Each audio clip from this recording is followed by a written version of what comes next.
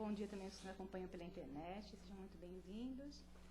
Para iniciarmos só os nossos recadinhos, lembrando que as palestras e passes acontecem todos os dias, e as informações também ficam sempre no nosso mural e lá no nosso site, tá? Quem quiser estar pegando mais informações. Sim, já estou falando. Para a nossa cesta básica, a gente está precisando praticamente de tudo, porque o depósito está praticamente vazio, né? Mas os itens principais, leite em pó, arroz, óleo, açúcar, macarrão, ou seja, né? Todos os itens, né, que se compõem a cesta. Então o depósito está vazio, então a ajuda é sempre muito bem-vinda, mas desde já a gente já agradece quem sempre vem colaborando para a gente continuar com esse trabalho. Já está um pouquinho lá na frente, mas já é uma coisa legal, que é o programa que vai ter agora, que eles vão fazer a viagem, né, para Sacramento, Araxá, né, que vai acontecer de 21 a 23 de abril de 2017, mas desde o dia 5 de dezembro as inscrições já estão abertas. O valor é R$ 750, dá para ser pago em 5 vezes de 150. Né? Aí já ir aproveitando, se programando para conseguir estar curtindo essa viagem bacana. Bom, os recadinhos são esses, então agora vamos já nos harmonizando e já tranquilos e envolvidos na paz do Mestre Jesus. Elevemos nosso pensamento e ao Pai agradeçamos pela vida. Agradeçamos por todas as bênçãos e todas as oportunidades que nos são dadas para o nosso crescimento espiritual e também para o nosso conforto material. Que no dia a dia sejamos inspirados cada vez mais no amor do Cristo, para que possamos fazer o nosso melhor para conosco mesmo e para com o nosso próximo. Aproveitemos a palestra de hoje. Que assim seja, graças a Deus. Hoje o Sérgio vai conversar conosco sobre e depois. Né? E depois, por favor, seja bem-vindo.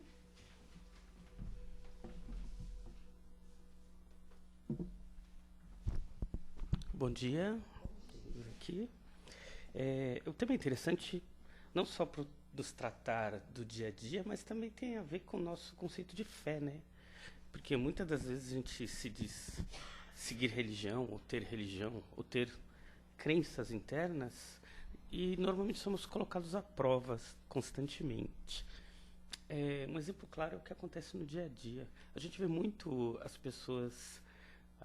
a gente vê a mídia comentar sobre isso, que as pessoas estão muito vulneráveis hoje. Vulneráveis a gente vê muito comentário do tipo, nossa, as pessoas estão correndo muito, o mundo está uma loucura, as pessoas estão fazendo loucura, e é comum esse tipo de comportamento apressado. As pessoas estão muito apressadas durante a vida e irritadas também perante a vida. E esse tipo de coisa é trazido para a gente começar a analisar. Não só, quando falamos pessoas, nós estamos incluídos nesse processo.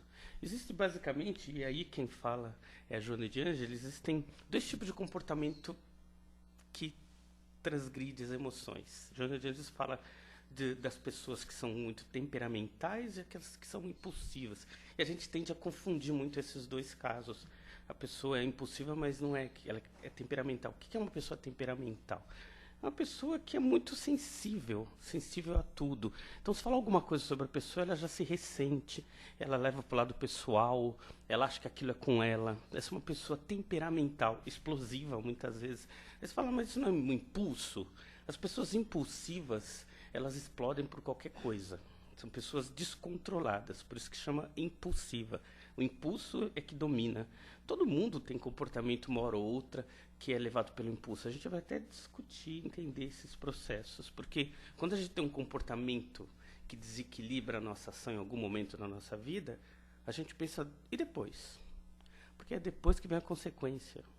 E a gente tende a achar que o comportamento, ou quando somos muito temperamentais, o comportamento possível, ele é pontual, né? A gente fala, mas eu explodo, mas não é sempre. Eu perdi o controle.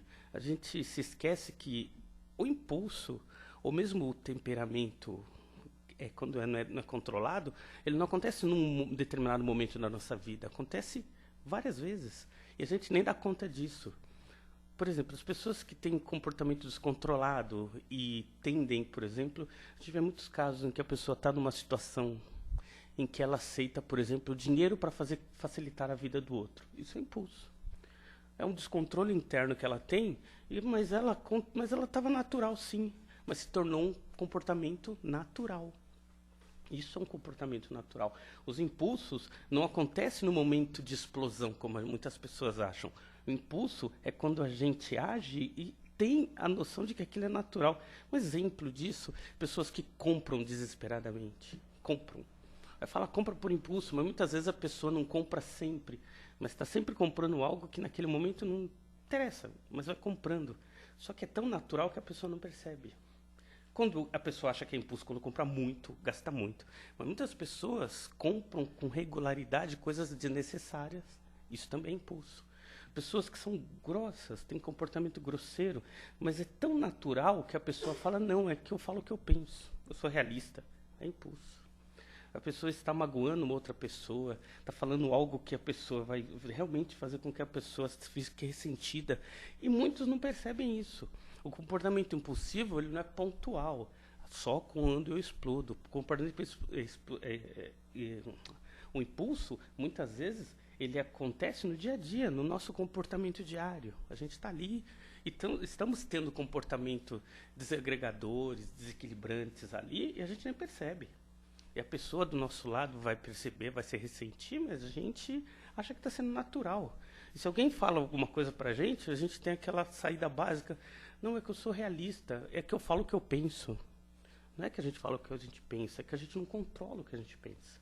Então, esses processos aí, eles são de fora o íntimo. Em algum momento, quando a gente tem um lampejo de iluminação interior, a gente vai começar a pensar no depois. Ah, por que eu agi assim? Por que naquele dia eu não tive paciência? Coisas como essas são trazidas para a nossa discussão dentro do Evangelho, porque o Evangelho vai discutir exatamente esses pontos para a gente melhorar. Não só no nosso trato no dia a dia, mas como espíritos. Essa é a intenção básica, a gente se melhorar como espírito, né? E é interessante também a gente ver como é que nós conseguimos, como é que nós agimos perante a vida, porque é muito fácil a gente olhar o outro. Nossa, fulano, ele é agressivo, né? Ciclano, ele tem um comportamento, né, complicado. Quando a gente olha outras pessoas, nós tendemos a sempre achar que o outro ou a outra pessoa é que está numa situação complicada. Vamos olhar para nós mesmos, então. Vamos ver como é que a gente se vê na situação. Um exemplo claro disso é quando nós vemos alguma coisa que nos afeta. E a gente, olha como é profundo para a gente entender isso. Quando a gente vê alguma pessoa fazendo algo que nos desagrada, tendemos a taxar a pessoa. Um exemplo, a gente entra no metrô e um jovem entra e senta no banco dos aposentados. E a gente tem um comportamento interior já de começar a julgar. Notem, quando a gente tem esse comportamento, a gente já taxou a pessoa como uma pessoa descompromissada, que está naquela situação que não deveria. E muitas vezes a pessoa está tão desligada, sentou ali e nem sabe. Mas a gente, por ter um comportamento interior, a gente já vai julgar. E mais, a gente tende a colocar a pessoa numa condição sem saber a vida da pessoa. E fazemos isso com uma facilidade constante. Isso quando estamos na fila do mercado, e alguém vai lá na frente porque está com mais pressa do que nós, e a gente já julgou a vida da pessoa. Quando isso vai levar a gente para um comportamento impulsivo? É simples. Como nós avaliamos a pessoa, no bater de olho, vendo uma pessoa tendo algo que a gente não faria, aquilo que a gente sente da pessoa vai nos levar a agir da forma que estamos vendo a pessoa. Então vamos colocar-nos numa situação. Aconteceu recentemente nessa semana, só para a gente entender. O rapaz estava lá no trânsito e queria passar, mas ninguém dava passagem. Em algum momento, então, vinha lá um rapaz que não deu passagem para ele. Obviamente, ele viu a pessoa, seu comportamento interior é do tipo, já taxou a pessoa como alguém que não é da passagem, pronto, e ele entrou com o carro, o rapaz que estava vindo com o carro não percebeu e houve a batida ali. O que aconteceu? Nós avaliamos, pensamos e agimos, porque achamos que aquela pessoa tem um comportamento e não muda. E muitas vezes nós fazemos isso no dia a dia nosso. Isso é impulso. Muitas vezes nós vemos uma situação e já descrevemos ela. Temos que tomar cuidado com olhar, começar a olhar para nós. Como é que a gente está olhando a pessoa? É importante a gente ver como nós nos comportamos, principalmente perante as situações e ações que não concordamos. Muitas das vezes, quando vemos uma situação, a gente tem um comportamento interior, avaliamos, pensamos e já taxamos, essa pessoa é uma pessoa assim, isso, assado. E aí, como vamos agir com ela se a gente tiver a oportunidade de interagir com ela? Da forma que pensamos. Isso é impulso? É. Porque a gente já analisou, a gente nem conhece a vida da pessoa. A gente nem sabe como ela age. No entanto, nós já descrevemos e vamos agir. Se analisamos que a pessoa é agressiva, vamos ser agressivos com ela. Se analisamos que a pessoa é folgada, a gente quer justamente falar, não, ela não merece. E a gente vê muito isso, porque a gente fala do trânsito, porque é no trânsito que o impulso vem à tona. É no trânsito, quando a pessoa está lá no automóvel dela, que a gente vê quando alguém entra na nossa frente ou faz alguma coisa que nos desagrada, a gente tem um impulso, porque a gente já descreveu, já desenhou a pessoa. A gente já conhece ela. Nunca vimos ela.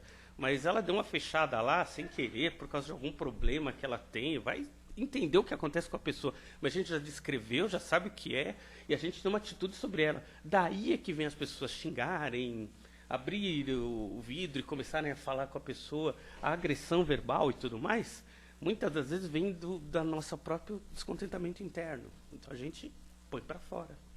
Então, como agimos? Muitos de nós não falam.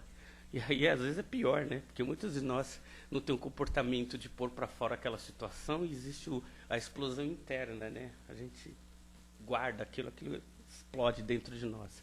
Esse comportamento que nós temos ante a vida é importante a gente entender, porque se a gente não buscar equilíbrio, a gente se destrói. A gente vai se deteriorando. Kardec, quando ele fala, quando o espírito evolui, ele deixa de sofrer. Por quê? Porque sofre menos. Quando o espírito evolui, ele tende a se conhecer melhor, entender melhor suas características e as suas especificações internas como espírito, entende o próximo. O que é entender o próximo? É saber que ele também está no mesmo caminho que a gente. É entender que aquela pessoa, mesmo com seus erros, com seus defeitos, com tudo que lhe acerca, é uma pessoa no caminho da iluminação como nós. Enquanto nós vemos a pessoa como um problema na nossa vida, como uma pessoa que está atrapalhando o caminho, desta forma a gente está analisando e com certeza vamos agir com impulso quando estivermos numa situação em que a gente tem que agir com pessoas como essa. Esse é o grande problema, olhar para nós. Como é que nós estamos analisando o mundo? É importante entender, e aí vamos pegar um pouco do que Joana de Ângeles traz para nós e o que a neurociência traz. Consciência. Consciência, autoconsciência. Joana de Ângeles vai comentar muito sobre a questão da consciência, da gente criar condições internas para a gente ter consciência sobre a vida. A neurociência vai falar o seguinte: quem aqui acha que toma decisão sobre a vida? Nós tomamos decisão sobre tudo que a gente age na vida, gente? Sim? Não? Nós não sabemos? A gente está pensando a respeito? A neurociência vai falar que o nosso cérebro ele trabalha lá com bilhões de informações e a gente só tem acesso a 2% dela. Desses bilhões de informações que estão processadas, a gente consegue captar mais ou menos 2%. Joana de Ângeles vai falar que a maioria das nossas ações são baseadas em crenças. O que são crenças? São coisas que a gente internalizou. E a grande maioria das coisas que a gente vai fazer na vida vai ser baseada em coisas que a gente acredita. Vou até falar uma pequena frase de Mahatma Gandhi. Se é dele, eu não sei, né? É que ultimamente tem assim, aquela questão. Normalmente o pessoal cria uma frase bonita e dá um nome para uma pessoa conhecida para a gente valorizar a frase, né? Então não sei se é dele. De repente alguém vai ler e fala, não, mas isso é do Chico. Então, não sabemos, mas o comum é a pessoa pegar a frase e colocar alguém de valor. Mas vamos supor que seja dele. Mas é interessante a frase. Ele diz o seguinte, né? Que as nossas crenças vão tornar nossos pensamentos. Ou seja, o que pensamos constantemente está baseado naquilo que a gente acredita. Nossos pensamentos vai se tornar nossas palavras. Ou seja, tudo aquilo que falamos com os outros, uns com os outros, é baseado no que pensamos constantemente. Nossas palavras vão se tornar nossas ações. Ou seja, como agimos, exatamente como falamos. Falamos exatamente como pensamos. E aí ele vai falar, nossos hábitos, né? Nossas ações vão se tornar nossos hábitos e nossos hábitos vão se tornar nossos valores. E, finalmente, nossos valores vai se tornar nossa vida. Então, nossa vida, o que temos, o que somos, o que pensamos, é baseado lá nas crenças. As crenças vêm fazendo caminho até a gente descambar na nossa vida atual. O que é que nós somos hoje é baseado naquilo que acreditamos. Vamos pegar um pouco da neurociência para a gente entender isso, sem complicar muito, deixando bem simples para a gente entender. É o seguinte, o que nós fazemos na vida, o que nós tomamos de decisão, é baseado em alguns aspectos. Por exemplo, na fé. Pegar fé. As pessoas que são muito comprometidas com a religião, ela pode ter, se ela não tiver conhecimento, ela vai basear tudo que ela acredita na fé cega. Fé cega do quê? Do palestrante, do pastor, do padre, do bispo. Ela vai ser prisioneira dessa situação. Então, a nossa crença é baseada naquilo que a pessoa está falando. Está errado. Nós temos que pensar sobre aquilo que as pessoas estão falando e não se tornar prisioneiro daquilo. Então, se a gente tem uma crença muito fundamentada em fé, e a gente vê que tem pessoas que se matam pela fé, é isso mesmo. As pessoas que estão balizadas pura e simplesmente só na fé e não raciocinam sobre isso, se tornam prisioneiras dessa fé. É por isso que uma parte grande da sociedade critica muito as religiões. Porque essa parte da sociedade diz que a religião muitas vezes domina o ser humano. E, na verdade, a religião tem que libertar o ser humano.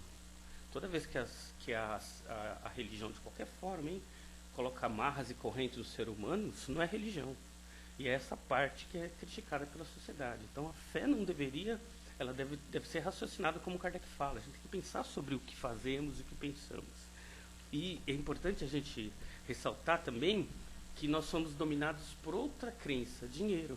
Pessoas que tiveram dificuldades na infância têm uma dificuldade muito grande. Escassez, medo da escassez, medo de falta, medo. Por isso tem pessoas que morrem de medo de perder emprego, de não pagar conta. É crença. E a nossa crença vai gerar medos internos porque a gente está balizado nisso. Preciso de dinheiro. É interessante nós notarmos que são crenças interiores. Muitas vezes a gente nunca pensou nisso. A gente não pensa muito nessas coisas. Mas nossas decisões durante a vida vai ser baseado nessas crenças. Se a gente tem crenças baseadas nisso, nossa vida vai absolutamente se resumir a isso. Então, muitos de nós têm a crença balizada em consumo. Consumir simplesmente por quê? Porque nós vemos no jornal, na televisão, na novela, o brinco da atriz, e nossa crença é de que a gente vai se tornar aquilo que a gente está vendo. Então, muitos de nós levam a vida baseada muitas vezes naquilo que a mídia está vendendo. É natural isso. Muitos de nós têm esse compromisso, né? E muitas vezes nós temos também a crença baseada na autossabotagem. A autossabotagem é interessante, né? Porque tem muitos de nós tem um problema muito sério. Por exemplo, vou dar uma lista básica para a gente entender isso. Tem gente que acha que é um fracassado na vida. Não, eu não vou conseguir nada, não vou ser feliz no amor, na vida, no casamento e tal. E a gente traz isso como crença. Você fala, mas como é que um ser humano pensa nisso? Pensa. Só que está tão enraizado no interior dele que ele não acha que isso não faz parte dele, mas faz.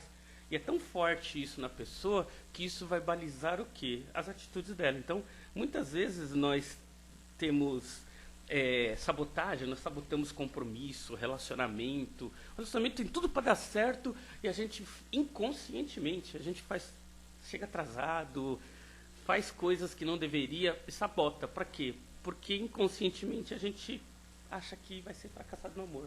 Um exemplo básico nisso.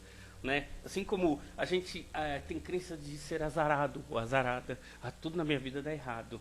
Por quê? Porque vai dar errado. Aquele sentimento que muitos de nós têm quando alguma coisa vai muito bem na vida, alguém pensa na hora, alguma coisa vai vir errada em seguida. Isso é crença.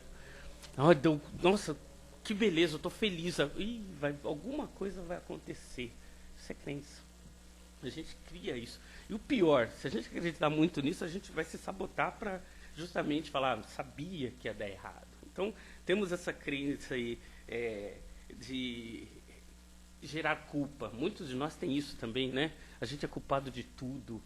Mas aqui a culpa é minha, o relacionamento, a empresa, a vida, o planeta, a espiritualidade, tudo. Alguma coisa que dá errado, a culpa é minha. Eu sou culpado de tudo que está acontecendo na vida, do meu filho. Então, nós temos que nos analisar. A gente tem que se conhecer para entender, afinal de contas, como é que nossas crenças estão balizadas em quê? A gente passa a vida inteira buscando coisas, mas não se olha. A gente não se conhece. Nossas atitudes impulsivas são baseadas na falta de conhecimento dessas crenças. Crenças que nos destroem, mas a gente não percebe. Então a gente vai jogar a culpa no obsessor, na vida, no governo. Vamos procurar culpados dentro e fora de nós, mas o culpado real está dentro de nós. Autoobservação. Se a gente não se observa, a gente não se conhece. Se a gente não se conhece, nossas atitudes vão justamente ser baseadas nesses medos, nesses receios, em coisas que a gente arrasta durante a vida inteira e a gente não percebe. Por que não percebe? Porque não se olha. E por que não se olha? Porque a gente sempre olha para fora de nós, não para dentro de nós.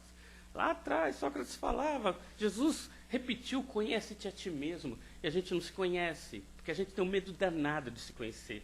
Vai saber o que tem aqui dentro, a gente tem que se conhecer, tem que se olhar. Vitimização também é um problema sério de crença. A gente se achar vítima de tudo, alguma coisa, mas coitado de mim. Ai, tá vendo, eu sabia que não ia dar certo. Vitimização nada mais é do que crença. A gente acredita que vai ser vítima do mundo. Eu encarnei nesse mundo, não era para eu estar encarnado aqui, era para eu estar num lugar melhor. Isso é vitimização também, até no meio espírita tem vitimização. Entrar numa empresa que a situação não está boa financeira, eu tinha que vir nessa empresa, os meus amigos, o meu relacionamento, de novo, tudo que está à nossa volta. Nossas crenças vão sempre gerar nossas atitudes. A gente tem que se olhar para entender esse processo. A gente está se fazendo de vítima? Crença, a gente tem que ver, afinal de contas, o que está acontecendo nesse momento, para a gente poder sair dessa situação. Só a gente consegue sair dessa situação, mas a gente tem que querer sair. E não adianta, muitos de nós buscam sempre o processo externo. Mas quando eu conseguir comprar um carro novo, o que acontece? A gente vai para fora de nós, quando eu mudar a casa, quando eu encontrar o marido, quando eu conseguir pagar a dívida que está atrasada. Notem, a gente exterioriza a situação. A gente joga para fora alguma coisa para tentar resolver um problema interno. É por isso que a gente fala, quando a pessoa tem lá aqueles impulsos de comprar demais, de comer demais, de beber demais, são impulsos para esconder o quê? Essas crenças nossas que a gente não vê. Então a gente acaba sofrendo os efeitos. A gente faz alguma coisa em excesso, compra demais, bebe demais, briga demais, porque a gente não tem um comprometimento de conhecer essas crenças internas. Causa são as crenças, efeito, os impulsos. É simples assim. Então, quando nós fazemos alguma coisa por impulso, olha para dentro. O impulso é só efeito. A causa é uma crença que a gente arrasta, às vezes, desde a infância. E vai levando para a vida adulta, e a gente, como nunca olhou para ela continua gerando vários efeitos na nossa vida, e a gente sempre vai ocupar a vida. O karma, Kardec fala, né? O espírito, ele não chega nem a 10 ou 20% no máximo as condições da vida pregressa para essa. Todo o resto da desgraceira é nosso compromisso com a gente mesmo. Mas tudo que deu errado é criação nossa. Nossas crenças mal trabalhadas, as condições que a vida nos dá e a gente não aproveita, autossabotagem. A gente se sabota no trabalho, no amor, nas amizades, porque nós não trabalhamos essas crenças. E aí, para justificá-las, a gente se sabota. No que se sabota, o que acontece, a gente justifica essa crença. Eu sabia que eu era azarado. Eu sabia que eu não teria sorte no amor. Eu sabia que a vida era ser assim comigo mesmo, a tal da vitimização. Então vamos notando que nós deveríamos ter um controle maior sobre a nossa vida. Não o temos, porque morremos muitas vezes de medo de olhar para dentro de nós mesmos. Uma das causas das crenças, e Joana de Andes vai nos lembrar o seguinte, que a gente tem que começar a olhar para dentro de nós de uma forma muito simples. A gente fez a seguinte pergunta: quem decide sobre a vida? A maioria de nós vão entender que a vida decide sobre nós. Na USP fizeram um levantamento recente e descobriu que 80% das decisões que achamos que tomamos, não tomamos. O cérebro, o impulso, a crença é que tomou por nós. A gente tem certeza que foi, a gente não foi. Então, aquele lugar que a gente foi, aquela comida que a gente escolheu, aquele compromisso, não foi decidido por nós, foi decidido por nossa crença. Estava lá, preocupado, medo. Tem gente que morre de medo de morrer, não é? Crença.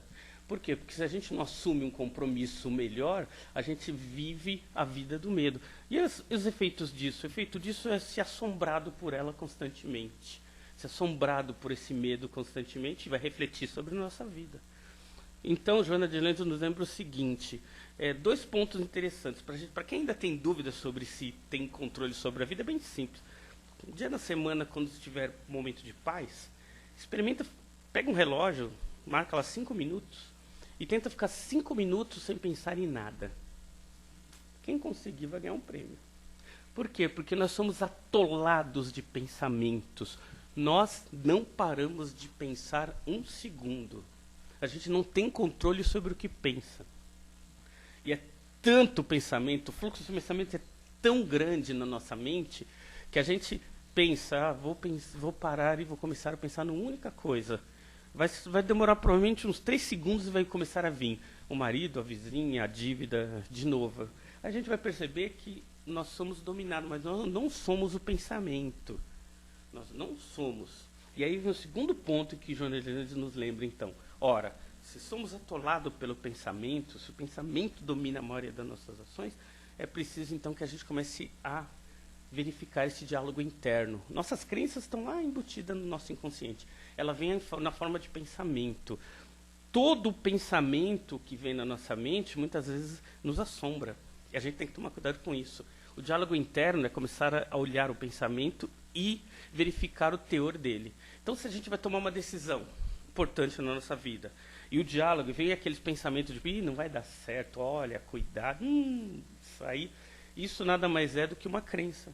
Vai vir à tona e a gente tem que começar a controlar esse pensamento. Joana de Ângeles fala que a gente deveria conversar, ter uma conversa otimista com esse tipo de pensamento. As pessoas que nem pensam nisso, sequer param. Então, quando vem esse diálogo interno, ele nos domina. Então, se a gente vai tomar uma decisão importante, as crenças trazem o pensamento, a gente já decidiu, porque a gente nem parou para pensar. Então, se por algum receio, por medo, a gente não vai fazer determinadas coisas, os pensamentos já decidiram por nós. E a gente vai realmente tomar outros caminhos que não aquele que a gente tomaria consciente, porque a gente não parou nem para pensar. Então, a Joana de Ângeles nos lembra, olhe, comece a verificar internamente se os pensamentos que vêm à tona são positivos ou são negativos na sua maioria. São negativos? Comece a revê-los. Quando eles vierem à tona, comece a redefini-los. É assim que se define novas crenças. Se a gente tem medo de coisas, esses medos vão vir à tona através de pensamentos. Esses pensamentos precisam ser dominados, então a gente precisa discutir sobre isso. Veio à tona, comece a discutir com eles, verificar o que ele... e ter uma conversa positiva sobre isso. Todos nós temos conversas internas, por mais que a gente ache que não, mas esses pensamentos vêm na nossa mente constantemente e vêm fazendo com que a nossa vida não seja consciente, seja mais inconsciente do que nunca. Por quê? Porque se vem essa enxurrada de pensamentos e os pensamentos são baseados no que a gente acredita e não trabalha isso, se a gente é pessimista, porque temos crenças pessimistas, só vai vir pensamento pessimista na nossa vida. Nossas decisões só vão ser pessimistas, simples assim. Então, nossa vida vai ser torta ou não, baseada justamente nesse mundaréu de crenças que a gente carrega. Então, está mais do que na hora da gente poder começar a se conhecer, né? Começar a olhar para dentro de nós, quando, por exemplo, vermos uma situação desagradável, qualquer situação desagradável, estou querendo, por simples que seja, a menina do caixa deveria estar, mas está conversando. Veio a situação desagradável, olhe para dentro de si, por que é que eu estou tão irritado ou irritada com essa situação? Estou dirigindo o carro, alguém me fechou. Veio a irritação. Por que veio essa irritação? É porque o cara me fechou ou porque eu já trago desarmonia interna e ela vem à tona justamente baseado nisso? Estou com alguma pessoa numa conversa, a pessoa falou algo que eu não gostei, eu vou dar a réplica lá naquele momento ou vou parar para pensar a respeito? Seja o marido, seja o esposo, seja o amigo, seja o filho, seja quem for, como é que está sendo a nossa atitude interna? A gente está pensando sobre as coisas que estão à nossa volta, estamos simplesmente refletindo e pondo para fora. É isso que vem o depois, a linguagem aqui. O tema fala do depois porque a gente parar de agir sem pensar. começar a pensar sobre as situações, sobre nós, sobre a vida, sobre o dia a dia. No dia a dia acontece 1 milhão de coisas. A gente tem que começar a observar essas coisas na nossa vida e não deixar passar. Vai passando. Uma simples observação é transformadora quando a gente tem o real sentido de se modificar. Olhamos uma situação que para a gente acha errado, mas começa a analisar. Poxa, a pessoa está lá no lugar que é dos aposentados, lá, mas às vezes nem olhou, sentou simplesmente. Quem somos nós para começar a julgar todo mundo? E a gente tem uma tendência natural de julgar a situação e as pessoas de uma forma muito simples. A gente bate o olho e já tem o descritivo da pessoa. Pronto, a gente já tem lá, a pessoa é isto. A gente já colocou lá uma tarja na pessoa. E se a gente for falar, obviamente que vamos ser agressivos ou não baseado nessa tarja. Por isso que muitos de nós são agressivos em situações que não precisaria ser. Falta de autoobservação.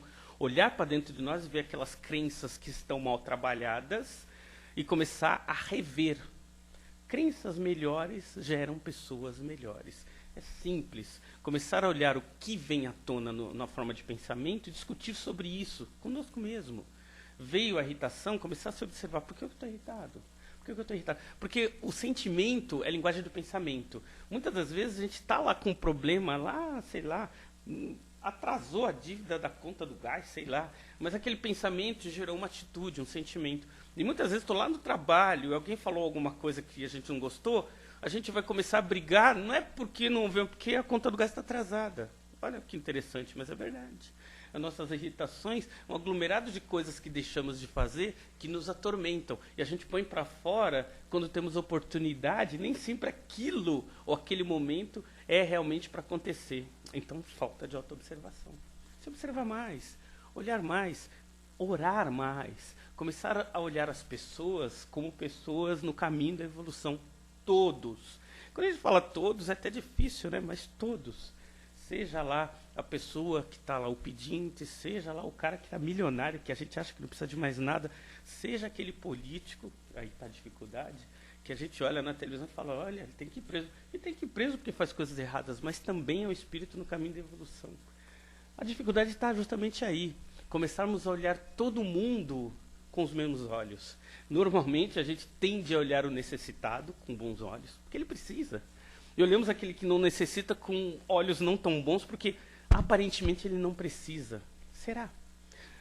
Enquanto nós estivermos nesse meio termo de achar que a pessoa que não tem bens materiais é a pessoa que precisa da ajuda, é a pessoa que tem bens materiais ou está num cargo público, é a pessoa que não precisa de nada, mas está lá porque ele está roubando. Enquanto tivermos esse olhar torpe do sentido de ou é 0 ou é 1, né? Binário que a gente chama. Enquanto a gente tiver um olhar muito binário, a gente não evolui, não melhora como pessoa. A gente não está dizendo que é para tapar o sol com peneira, achar que todo mundo é bonzinho. Não é isso. Nós temos atitudes que precisam, se for para sair para a rua, protestar, temos que ter atitude política sim, porque estamos no mundo. E Jesus nos ensinou, quando em Roma, haja como os romanos.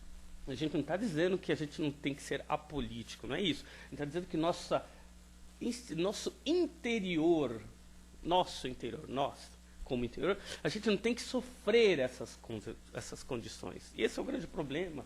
Então a gente vê lá, aparece alguém, um político que roubou não sei quantos milhões. E a gente sofre com isso, a gente se desgasta com isto, a gente quer que alguma coisa aconteça. Olha o problema interior que a gente está gerando. É necessário? Aconteceu, já houve. Está no futuro, está no presente, na verdade, já houve.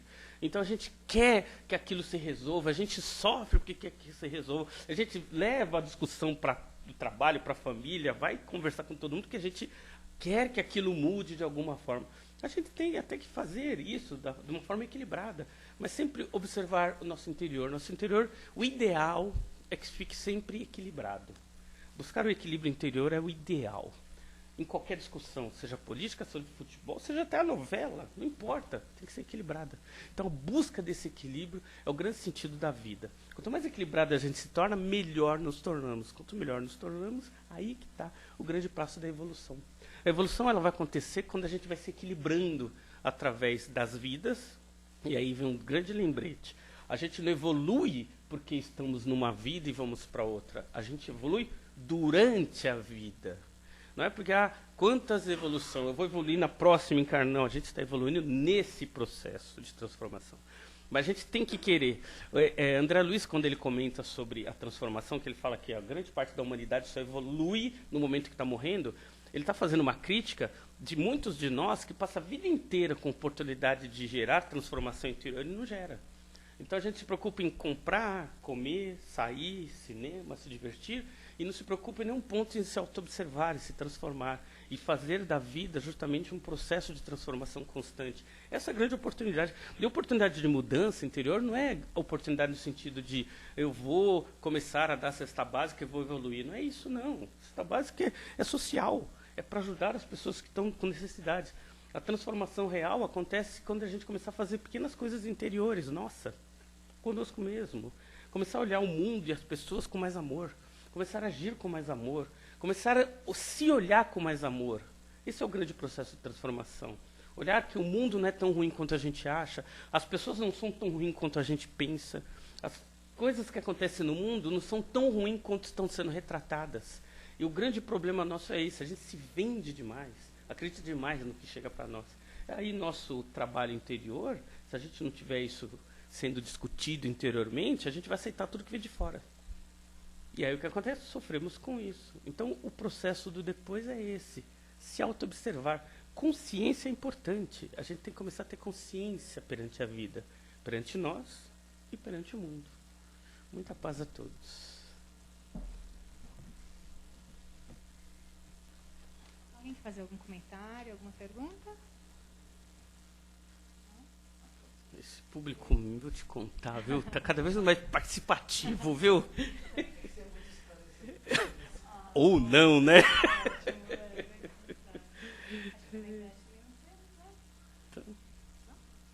Então tá bom, gente.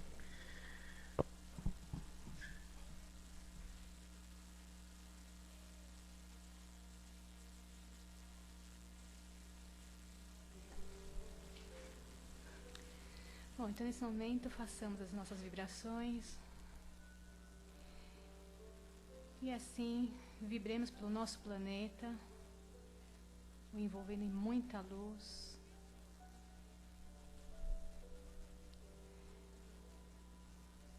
Vibremos por aqueles que retornam à pátria espiritual,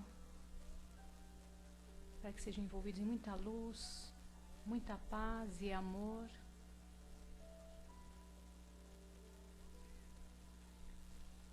E vibremos pelos nossos lares, levando todo esse amor, essa luz e essa paz para todos que conosco convivem e também irradiando toda essa luz para todos os cômodos, para que o ambiente seja repleto de harmonia. E assim, mais uma vez agradecemos, Pai, pela oportunidade de aqui estarmos nessa manhã, onde tanto recebemos, através das palavras, do amparo, do conforto e das boas energias. E que esse bem-estar continue conosco nos novos dias e que sigamos confiantes sempre. Que assim seja.